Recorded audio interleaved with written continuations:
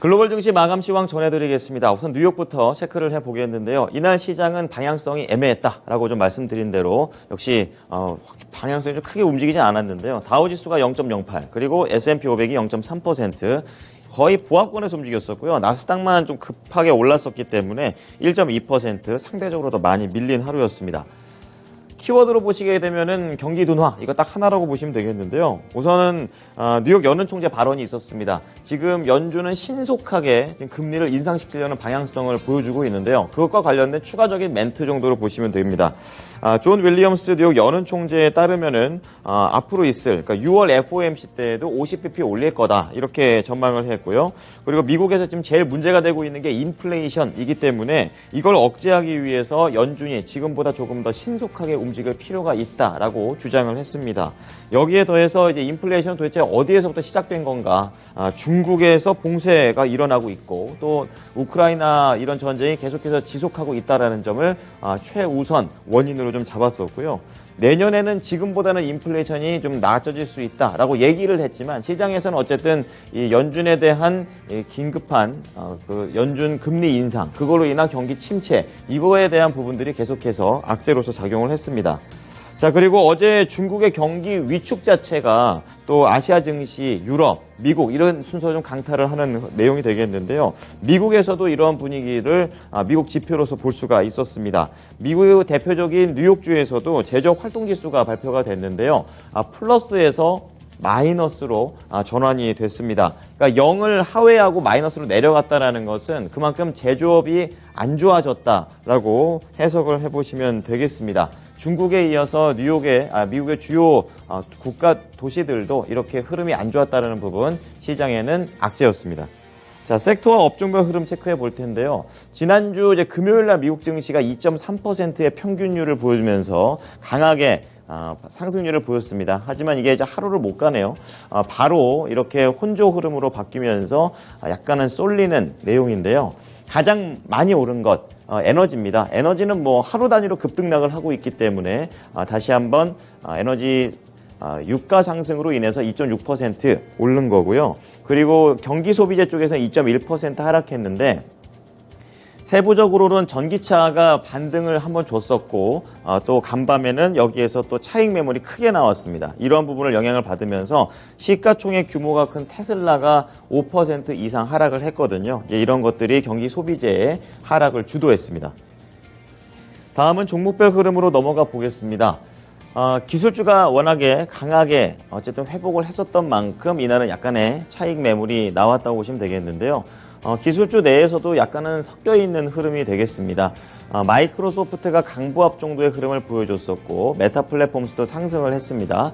하지만 이제 나머지 애플, 구글의 모회사 알파벳, 그리고 아마존 같은 경우에는 1%대의 하락세를 보이게 되면서 대형 이 종목들 중에서도 엇갈리는 내용입니다. 국채금리 수익률이 하락했음에도 불구하고 차익에 대한 그런 욕구가 조금 더 강했다라는 내용이 되겠고요. 이런 IT 쪽, 그리고 성장주 쪽, 반도체를 관통할 수 있는 것이 바로 지난주 말부터 지금까지 이어져 오고 있는 암호화폐와 관련된 그런 내용이 되겠습니다. 이 루나 재단이 테라, 그러니까 다른 알트코인인 테라의 악재를 막기 위해서 비트코인을 팔아서 자금을 마련을 했죠. 이제 이것과 관련해서 관련된 가상화폐 종목들이 크게 하락을 했었는데요. 이거는 다른 종목들하고도 연결됩니다. 테슬라가 5.8% 연관성이 있는데 이제 하락을 한 것이고요. 그리고 반도체 쪽에서는 중간에 있는 엔비디아, 또 대표적인 비메모리 관련된 종목이 되겠죠. 2.5%. 그리고 금융 쪽에서는 왼쪽 하단에 페이팔이 있습니다. 전자상거래, 결제 쪽으로는 페이팔이 1.5% 이렇게 밀리게 되면서 계속해서 가상화폐와 관련된 악재가 뉴욕 증시에서는 지워지지 않고 있는 그런 상황입니다. 자, 이 밖에 필라델피아 반도체 지수 같은 경우에는 약간의 약세를 좀 보였습니다. 급등 이후에 조정을 좀 받게 되면서 투자 심리가 약간은 위축되는 모습이었고요. 국내 증시에 영향을 미치게 되는 이제 메모리 쪽에서 마이크론 테크놀로지, 그리고 웨스턴 디지털 같은 경우에는 2%, 1% 밀리게 되면서 시장의 하락폭에 비해서는 상대적으로 약간 덜 밀린 정도의 수준이 되겠습니다. 자, 그리고 전기차 좀 체크를 해 보야겠는데요. 이제 금요일 날 반짝 상승을 했었죠. 이제 그 다음에 크게 하락을 했습니다. 대표적으로 테슬라도 빠졌고, 그리고 포드, GM 모두 다 그 비슷하게 3%대의 하락률을 좀 보여줬었는데요. 우선 특징주 때 리비안이 왜 하락했는지 좀 더 자세히 좀 보도록 하겠고요. 이날 이 포드와 리비안과 관련해서는 또 아마존이 같이 연결이 되어 있죠. 아마존 쪽에서 리비안의 이 트럭을 사겠다고 얘기를 했는데 이게 또 법적 분쟁이 좀 들어가게 되면서 이런 매출이 좀 지연될 수 있다라는 걱정이 동시에 연결이 되어 있습니다. 아마존도 추가적인 악재 속에서 2%에 가까운 하락세가 나왔고요. 중국 전기차 같은 경우에는 생산이 좋아지게 되면서 미국의 전기차들보다는 상대적으로 강세를 띄었다는 특징이 있었습니다. 자, 그리고 중간에 있는 헬스케어 체크해 보겠습니다. 다른 업종들이 업종 내에서 막 혼조세를 보이는 가운데 헬스케어 같은 경우에는 확실하게 올라가는 그런 내용인데요. 최근에 긍정적인 M&A들이 지속되고 있고 또 개별적인 소식들도 연결되고 있습니다. 대표적으로 이날은 일라이 릴리를 보셔야겠습니다. 일라이 릴리 쪽에서 호재가 나오면서 다른 제약 바이오 쪽 그리고 헬스케어 서비스 쪽까지 다 훈풍이 퍼져나가는 긍정적인 투자 심리가 나와줬었는데요. 미국 FDA 쪽에서 일라이 릴리가 만든 당뇨병 치료제를 승인했습니다. 이런 또 개별적으로 매출이 또 크게 늘 수 있는 모멘텀이 나오게 되면서 존슨앤존슨, 파이자, 머크 다 1%, 많게는 2%대의 상승 흐름을 보여줬고요. 그 밑에 헬스케어 서비스 쪽과 관련해서는 유나이티드 헬스케어와 CVS 헬스가 동시에 상승하는 흐름 연출됐습니다. 자, 마지막으로 항공사만 체크를 좀 더 해보겠습니다. 이쪽 중간에 하단에 있는데요. 지금 항공 관련된 종목들은 혼조 흐름으로 거래를 마쳤습니다. 하지만 세부적인 이슈가 있었습니다. 우리나라로 따지면 제주항공, 그러니까 LCC 중에 또 대표적인 회사들이 M&A를 할 것으로 지금 예상이 되고 있습니다. 지금 스피릿이라는 항공사가 제트블루라는 항공사를 적대적 M&A를 하겠다 이런 얘기를 했는데요. 이게 성사가 되게 되면 스피릿이라는 항공사는 미국에서 5번째로 큰 항공사로 도약을 하게 됩니다. 그래서 스피릿은 급등을 했고 또 제트블루는 크게 하락하게 되면서 항공주 내에서도 이런 세부적인 이슈들이 있었습니다. 자, 특징주 넘어가 보겠습니다.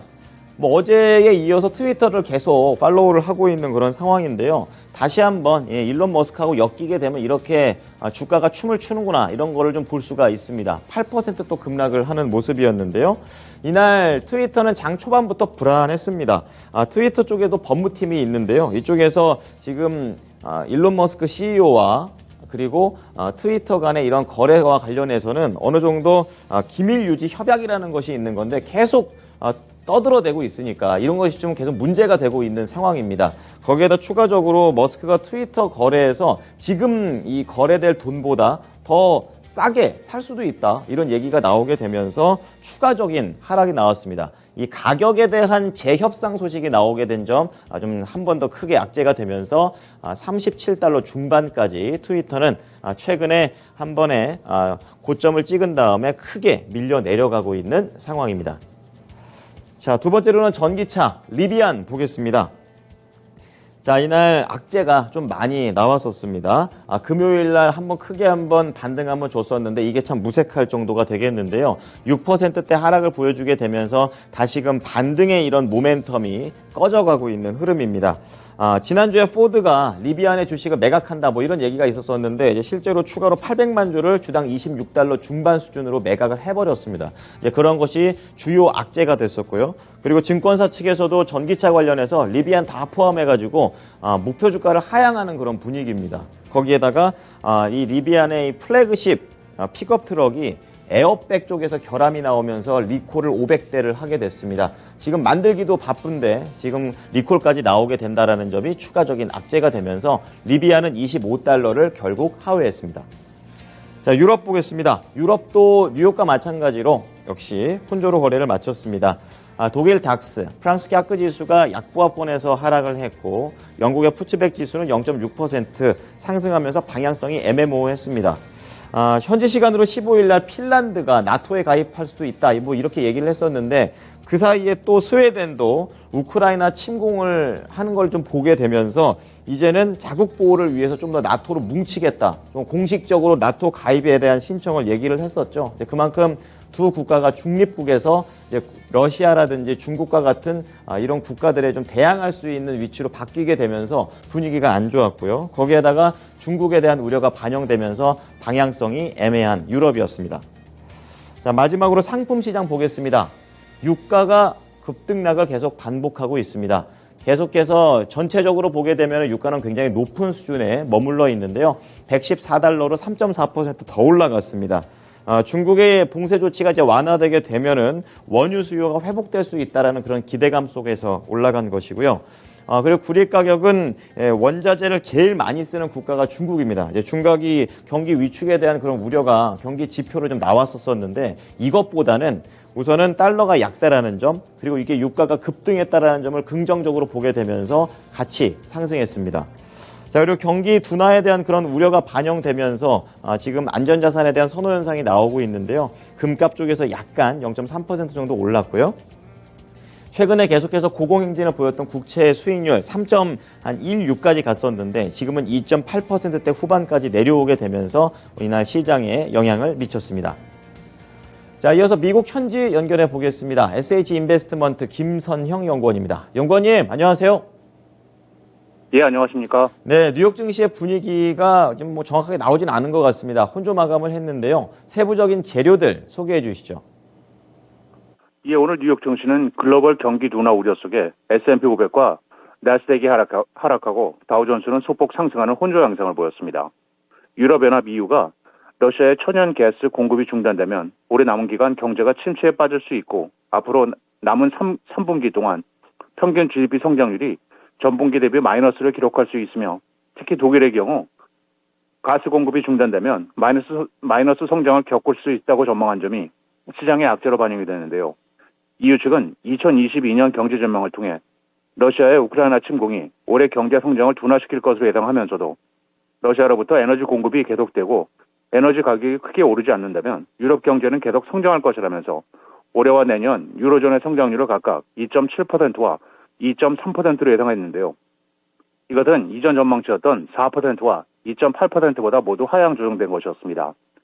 여기에 미국 뉴욕주의 5월 제조업 활동이 위축 국면으로 급격히 둔화됐다는 소식 역시 시장의 부담으로 작용을 했습니다. 뉴욕 연방준비은행에 따르면 5월 엠파이어 스테이트 제조업 지수는 마이너스 11.6을 기록해 전달의 24.6 대비 35포인트 이상 급락하면서 시장 예상치였던 16.5를 대폭 하회했는데요. 뉴욕 연방은행 측은 지난달 강한 성장세를 보인 이후 뉴욕주의 기업 활동이 둔화되고 있다면서 신규 주문과 배송 등이 팬데믹 초기 이후 가장 빠른 속도로 둔화한 영향이라고 설명을 하고 있습니다. 이와 함께 존 윌리엄스 뉴욕 연방은행 총재가 미국 연방준비제도가 인플레이션을 막기 위해 신속하게 50 베이시스 포인트 금리 인상에 나서야 한다고 강조한 점 역시 악재로 반영이 됐는데요. 그는 모기지 은행협회가 주최한 컨퍼런스를 통해 6월 FOMC에서 50 베이시스 포인트 금리 인상을 하는 것이 타당하다면서 인플레이션은 너무 높고 지속적이라며 물가 안정 없이는 성장과 고용의 기회를 얻지 못할 것이라며 연준이 인플레이션을 막기 위해 지속적인 금리 인상을 할 것이라고 예측했습니다. 그는 또한 수요가 공급을 넘어서고 있는 미국 경제에서 연준의 통화 정책이 수요를 공급 수준으로 되돌릴 수 있다면서 중국 경제의 위축 가능성과 우크라이나 전쟁을 최근 시장의 가장 큰 변동성의 주된 요인으로 꼽으면서도 미국 국채 시장에서의 기능 이상의 징후를 보지 못했다고 평가했습니다. 또한 내년에는 인플레이션이 상당히 낮아질 것이며 연준은 대차 대조표 축소를 위해 빠르게 움직이고 있다면서 현재는 주택저당증권인 MBS 매각 가능성에 초점을 맞추지 않고 있지만 향후 고려할 수 있는 옵션이라고 언급했습니다. 벤 버냉키 전 연준 의장이 인플레이션에 뒤늦게 대응한 연방준비제도가 실수를 저질렀다고 말했습니다. 그는 2006년부터 8년간 연준을 이끌면서 글로벌 금융위기 국면을 지휘했고 제롬 파웰 현 의장이 연준 이사했던 2012년과 14년 때는 함께 일하기도 했는데요. 그는 긴축 지연이 실수였다는 것을 그들이 동의할 것으로 생각한다면서도 파월 의장이 이끄는 연준이 왜 기다렸는지는 이해한다고 말했는데요.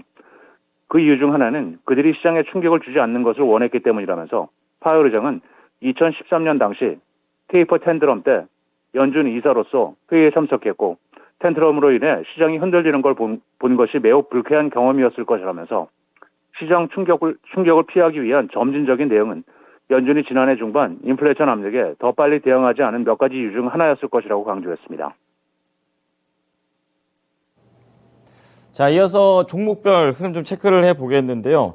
넷플릭스가 약세로 좀 마감을 했습니다. 하지만 세부적으로 증권사에서는 넷플릭스에 대한 여러 가지 의견들을 좀 좋게 내놓은 것으로 알고 있습니다. 세부적인 내용들 어떤 게 있었을까요? 예, 그렇습니다. 증권사 웨드부시가 넷플릭스에 대한 투자 의견을 중립에서 시장 수익률 상회, 즉 매수로 상향 제시하면서 지난주 금요일 종가 대비 49% 이상의 상승 여력이 있다고 밝혔습니다. 웨드부시는 올 들어 넷플릭스의 주가가 70% 가까이 하락하는 등 어려움을 겪고 있지만 최근 강력한 변화를 시도하고 있고 새로운 컨텐츠 출시 전략을 포함한 비즈니스 모델에 의미 있는 변화를 하고 있어서 주가가 상승 여력이 있다고 분석했는데요. 2분기 중 오자쿠와 3분기에 기묘한 이야기 등 새 시리즈가 출시되면 이들 콘텐츠가 유료 시청자들의 이탈을 막을 것이라면서 다시 한번 넷플릭스는 성장할 수 있는 위치에 있게 될 것이라고 덧붙이면서 회사의 주가가 충격적인 1, 4분기 가입자 손실을 보고한 후 최근 몇 주 동안 하락했고 특히 지난주에 2017년 이후 최저치로 떨어졌지만 상승 여력은 충분히 있다고 강조했는데요. 오늘 넷플릭스는 0.6%가 하락해 186달러 50센트의 거래를 마쳤습니다. 마지막으로 내일은 연방 상무부의 4월 소매 판매가 발표되며 시장의 예상은 전달에 0.5% 대비 증가한 0.9%이며 이어 전미주택건설협회의 5월 주택시장지수, 연방준비제도의 4월 산업생산지표가 발표되고 개장 전 다우지수의 구성 종목인 월마트와 홈디포를 시작으로 C-리미티드, 킹소프트클라우드, 웨이보, JD.com, 배장 후에는 넥스트젠 헬스케어, 키사이트, 마임캐스트, 독스미티가 지난 1분기 실적을 발표하게 됩니다. 네, 지금까지 SH인베스트먼트 김선형 연구원이었습니다. 연구원님, 오늘 말씀 잘 들었습니다.